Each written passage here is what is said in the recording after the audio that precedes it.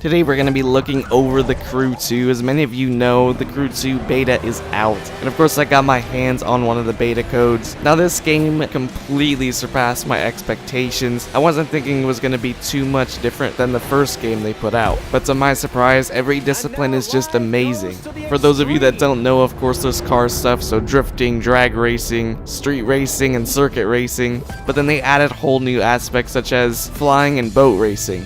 But I'm sure you guys have heard all about this already, so let's jump into the thing that I love most. Now, as many of you should know, drifting in the Crew 1 was honestly terrible. If you ask me, it was absolutely terrible. And again, I wasn't really expecting much of an improvement from the Crew 1 to 2, so when I hopped into this game on the beta, saw all these cars, I of course had to hop into the RX-7 and give it a shot. This is my first time ever drifting in this game. I was expecting it to be horrible, so I kind of gave it an easy start, but then I just went all out to see what it would do, and I failed. Soon enough I got the hang of it and slowly started progressing. For those of you wondering what drifting feels like, it's honestly quite similar to Need for Speed Payback. It honestly resembles nothing from the original game. So after doing all of this drifting, I went and saw the price tag of this RX-7 since I was just test driving it, and I immediately went to racing my little Miata around tracks to try and gain as much money as possible to go buy my own drift car. Soon enough I finally got it, and I headed over to a spot that looked pretty cool for drifting, and drifted for the first time in my own car and completely failed. Every time you set a record, it gets uploaded to the live app so you can share. And kindly my game replayed my crash through the ground drift. But this didn't stop me, and I quickly learned even more about drifting in this game.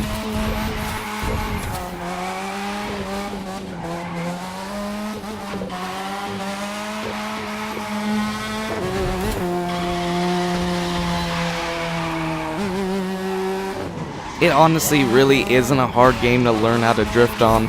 So for any of you with even a little bit of experience with car games, I'm sure you would have a blast too. Now I just went on and on going through, I think it was New York, just tearing up the streets and having a blast. But soon enough I got to testing things out, like the train, as you can see. And went to even more experimenting to see if I could glitch it out, but I'd simply just got pushed through a barrier and chucked into water, which was different.